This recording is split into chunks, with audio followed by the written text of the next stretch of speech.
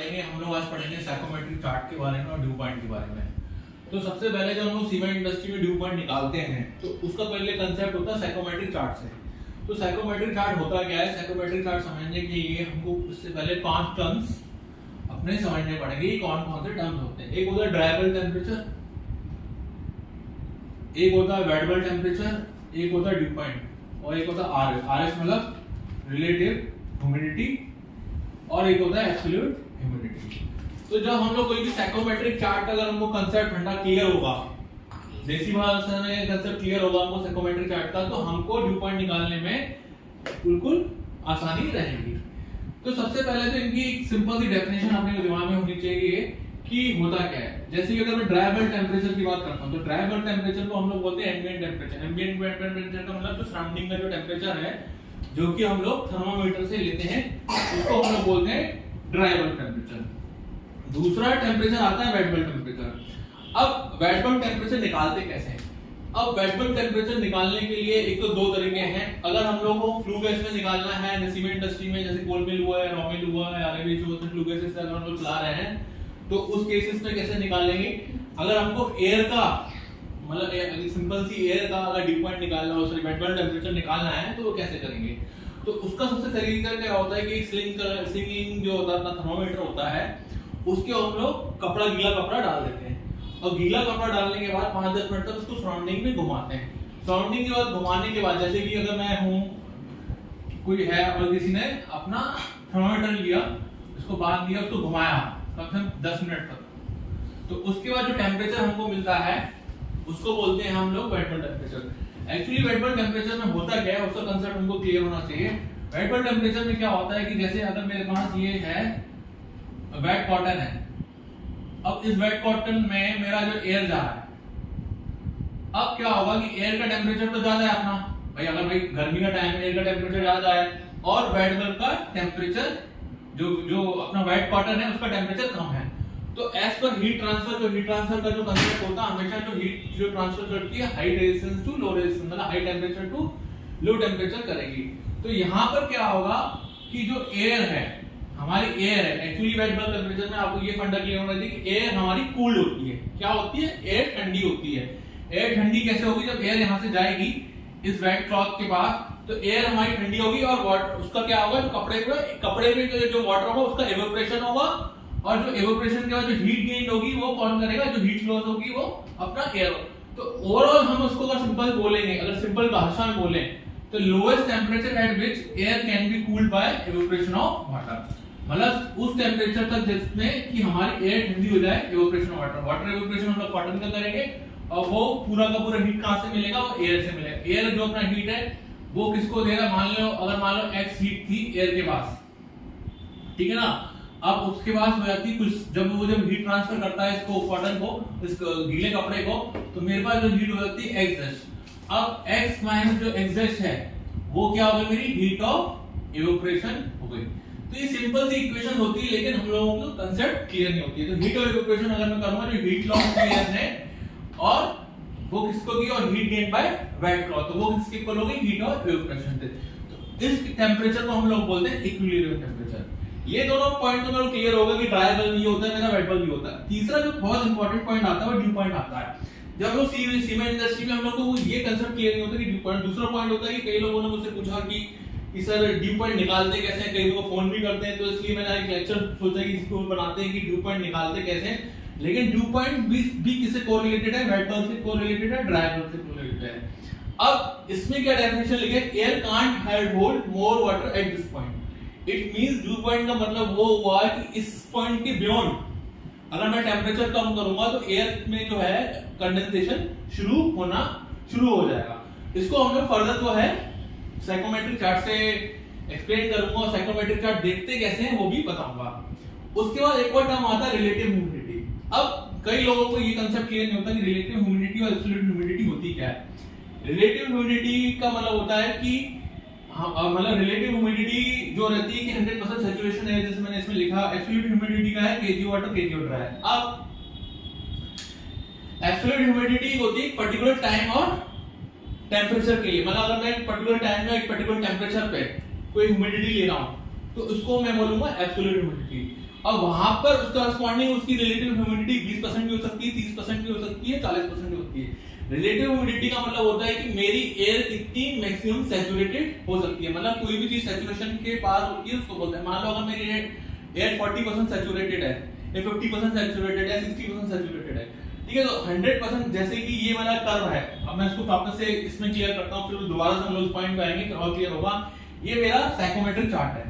अब इस psychometric chart में जो मेरे इस साइड में जो दिया गया है, मतलब एक्स एक्सिस में जो दिया गया है, मैंने ड्यू पॉइंट दिया है, वेट बल्ब दिया है, ट्रायंगल दिया, उसे निकालते कैसे। और ये वाला मेरा जो पोर्शन दिया है, ये मेरा क्या दिया गया है, अपना ह्यूमिडिटी का दिया है, केजी एब्सोल्यूट ह्यूमिडिटी का। ये क्या है, अगर मैं इसको बोलूंगा तो ये मेरा जो दिया हुआ है एब्सोल्यूट ह्यूमिडिटी, तो एब्सोल्यूट ह्यूमिडिटी होता है KG of water divided by KG of dry air. अब एब्सोल्यूट ह्यूमिडिटी का ये कंसेप्ट है। अब मैंने इसको पॉइंट किया है कि जो मेरी एब्सोल्यूट ह्यूमिडिटी होती है वो हम लोग एक इंस्टेंट में निकालना है, एक पर्टिकुलर टाइम पे, टेंपरेचर पे। जैसे कि हम लोग जैसे कि डेंसिटी का लेते हैं, फ्लो लेते हैं एक पर्टिकुलर टेंपरेचर प्रेशर पे, वैसे ही एब्सोल्यूट ह्यूमिडिटी हो गई। और इसके करस्पॉन्डिंग मेरी भी, जैसे कि ये एब्सोल्यूट ह्यूमिडिटी में अगर मानने के चलो यहां पे ये 0.4 है, 0.5 जितनी भी है, अगर मैं इसके करस्पॉन्डिंग ये जो जितनी लाइनें ड्रॉ कर रहा हूं वो रिलेटिव ह्यूमिडिटी है, तो इस एब्सोल्यूट ह्यूमिडिटी में मान लो रिलेटिव ह्यूमिडिटी मेरी 50% आ रही है, ठीक है ना। तो रिलेटिव ह्यूमिडिटी है कि मेरा कितना कंटेंट है वाटर रिलेटिव टू एयर के। अब इंपॉर्टेंट पॉइंट है कि हमको जैसे कि सबसे पहले ड्राई बल्ब टेंपरेचर और wet bulb temperature due point, तो जनरली क्या रहता है कि हमको दो चीजें हमेशा पता रहती हैं। जैसे कि अगर हमको एयर का ह्यूमिडिटी, अगर मान लो हमको एयर का एब्सोल्यूट ह्यूमिडिटी पता है और ड्राई बल्ब टेंपरेचर पता है, तो कोई हमसे पूछता है वेट बल्ब टेंपरेचर निकालो, तो वेट बल्ब टेंपरेचर निकालेंगे कैसे। जैसे कि ये मेरा हो गया, मान के चलो मुझे एब्सोल्यूट ह्यूमिडिटी पता है, तो एब्सोल्यूट ह्यूमिडिटी मान के चलो मुझे पता है, ठीक है ना। तो ये मेरा, और मेरे को मान लो को पता है ड्राई बल्ब टेंपरेचर भी पता है मेरे को, तो उसी के करस्पॉन्डिंग मैं यहां से यहां एक वर्टिकल लाइन ड्रॉ करूंगा, ये वाली, ये लाइन। तो ये मेरी जो लाइन होती है ये होता है मेरा, इसको बोलते हैं हम लोग सैचुरेशन लाइन। अब इस करस्पॉन्डिंग सैचुरेशन लाइन के नीचे मैंने वापस से वर्टिकल निकाल दिया, ये मेरा आ गया TWP डैश। तो मतलब इस जैसे ही अगर मैंने एब्सोल्यूट ह्यूमिडिटी कम की, एब्सोल्यूट ह्यूमिडिटी कम करने पे मेरा जो वेट रूम टेंपरेचर है वो भी मेरा चेंज हो गया। तो ये भी हो सकता है एक पर्टिकुलर ड्राई बल्ब टेंपरेचर पे अगर आपकी एब्सोल्यूट ह्यूमिडिटी अलग है तो आपका वेट बल्ब टेंपरेचर भी होगा। तो वेट बल्ब टेंपरेचर निकालने के लिए आपको हमेशा यहां से यहां तक आना पड़ेगा। अब दूसरा पॉइंट है कि आपको ड्यू पॉइंट कैसे निकालते हैं। मान के चलो अगर मेरे को इस पॉइंट पे एब्सोल्यूट ह्यूमिडिटी पता है, तो आपको कुछ नहीं करना है, आपको सीधे यहाँ पे वर्टिकल हॉरिजॉन्टल लाइन ड्राइंग करनी है। हॉरिजॉन्टल लाइन लेने का मतलब है कि मेरी ह्यूमिडिटी कांस्टेंट है और उसको 100% रिलेटिव ह्यूमिडिटी में लेके जा रहा हूं, और इसके करस्पॉन्डिंग मेरा T-dp मेरा आ गया। मतलब मेरा जैसे ह्यूमिडिटी कम हो गया तो मेरा ड्यू पॉइंट टेंपरेचर भी घट गया। तो इससे हम लोग ड्यू पॉइंट टेंपरेचर निकालते हैं। मतलब साइकोमेट्रिक चार्ट हम लोग जब पढ़ते हैं तो ये है। अब जब हम लोग जैसे कि अगर मैं आपको सीमेंट इंडस्ट्री के बताऊंगा, सीमेंट इंडस्ट्री में अगर मैं सिंपल सा बताऊंगा ड्यू पॉइंट कैसे निकालते हैं, तो सीमेंट इंडस्ट्री में जैसे आपको स्टैक का, तो आपको जैसे किसी भी कोल मिल का या किसी रॉ मिल का या किसी भी का भी निकालना हो, तो आपको क्या करना, आप स्टैक पे जाएंगे, स्टैक पे आप कपड़ा गीला कर देना, गीला करने के बाद आरटीडी में कपड़ा बांधना, कपड़े को गीला कर देना, कपड़े को गीला करने के बाद उसको स्टैक में डाल देना और उसको डिजिटल थर्मामीटर से कनेक्ट कर देना। तो इनिशियली क्या होगा कि आपका जो हम लोग टाइम के साथ साथ जब ग्राफ बनाएंगे तो इनिशियली तो आपका वाटर इवोपरेट होगा। जो मैंने क्या बताया था कि जब एयर जाती है, एयर क्या करती है, ठंडी होती है और जो कपड़े से इवोपरेशन होगा। तो यही होगा इनिशियली, तो आपका जो टेम्परेचर है वो सडनली बढ़ेगा। मतलब अगर मैं जाऊंगा, जब मैं डिजिटल थर्मामीटर में रीडिंग देखूंगा तो मेरा टेम्परेचर बहुत सडनली बढ़ता जाएगा। लेकिन एक पर्टिकुलर रीडिंग पे आकर जब मेरा इक्विलिब्रियम आ जाएगा, जब मेरा इवोपरेशन नहीं हो पाएगा प्रॉपर, तो उसके बाद मेरा एक क्या है, होल्ड करेगा। जो टेम्परेचर मेरा होल्ड करेगा उसको मैं बोलूंगा वेट बल्ब टेम्परेचर। क्या बोलूंगा? Wet bulb temperature. उसके बाद मेरा टेम्परेचर सडनली शूट आउट हो गया। सडनली शूट आउट का मतलब मेरा जो कपड़ा है वो ड्राई हो चुका है, अब वो जलना शुरू हो गया। तो इस टेम्परेचर को जो होल्ड करते हैं इसको हम लोग बोलते हैं वेट बल्ब टेम्परेचर। जनरली क्या होता है कि जो फ्लू गैसेस होता है, अगर फ्लू गैसेस, क्योंकि जो साइकोमेट्रिक चार्ट ज्यादातर जो आपको बुक्स में मिलेंगे, केमिकल मिलेंगे, वो हमारे पास वो एयर के रेस्पेक्ट में होते हैं।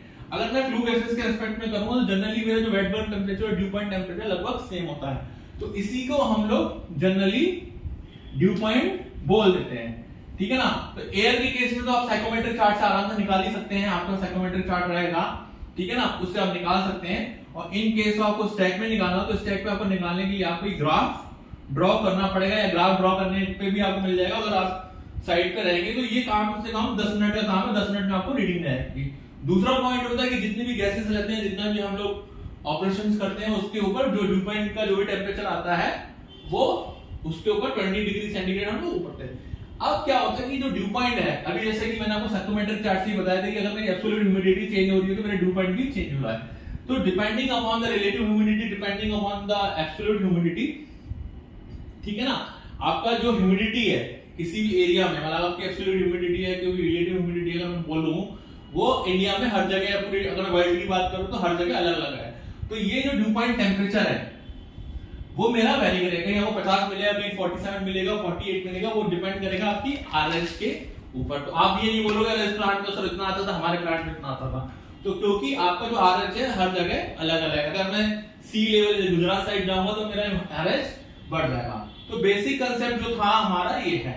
अब एक और मैं एग्जांपल लेता हूं, एक और एग्जांपल में जैसे कि अगर मान के चलो मेरी एयर, जैसे मेरा ये कूलर होता है, एयर कूलर होता है, जैसे अगर मैं एयर कूलर की बात करता हूं, जो हम लोग सिंपल सा कूलर यूज करते हैं, तो उसका फंडा भी यही है कि जब एयर जाती है, एयर इनटेक होती है और एयर जब निकलती है तो हमको ठंडी एयर मिलती है, ठीक है ना। तो हम लोग क्या करेंगे, वापस से जब एयर की जो भी ह्यूमिडिटी होगी, अगर मान लो मैं इसका वापस साइकोमेट्रिक चार्ट बनाऊं, तो साइकोमेट्रिक चार्ट इसका कैसे बनेगा, ये है और आपका ये मान लो ह्यूमिडिटी है, और मान के चलो उसकी एक TDP था, मतलब एक ड्राई बल्ब टेम्परेचर था एम्बिएंट का, कोई भी एक्स कोई भी ह्यूमिडिटी थी।